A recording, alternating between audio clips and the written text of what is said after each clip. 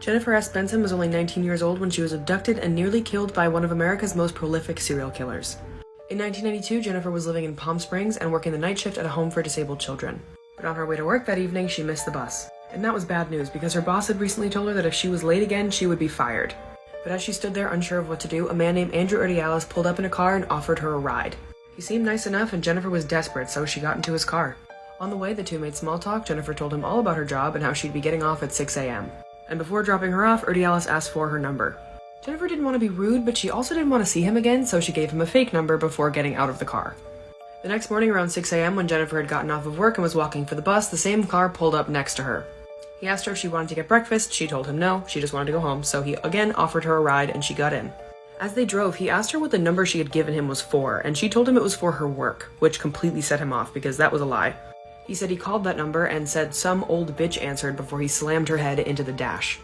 He then opened the glove box and pulled out some twine which he used to tie her hands behind her back.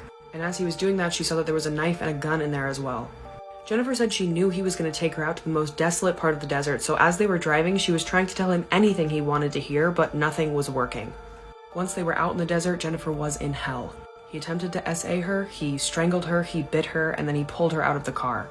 She still had her hands tied behind her back, but as Urdiales popped the trunk, she took that opportunity to run. But unfortunately, she didn't get very far before Urdiales caught up to her, grabbed her by the hair, and pulled her into the trunk before driving again. She doesn't know how, but when she was in the trunk, she was able to free her hands from the twine and then claw at the carpeting that lined the trunk before reaching her hand inside, finding a latch that held the trunk, popping it, and then opening the trunk again.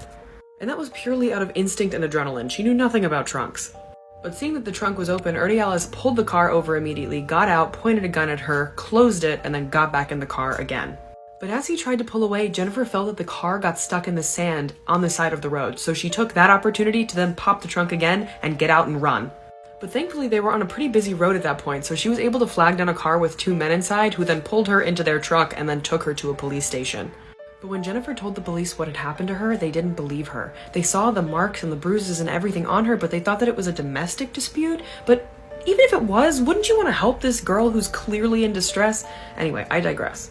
What's even worse than that is that her parents didn't believe her either.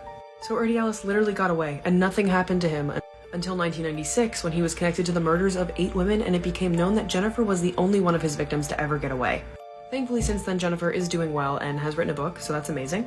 But there are so many more details to the story that I couldn't fit into a 3-minute TikTok, so if you're interested in hearing more in-depth details about Jennifer's story or more stories like hers, check out my podcast called Not Today.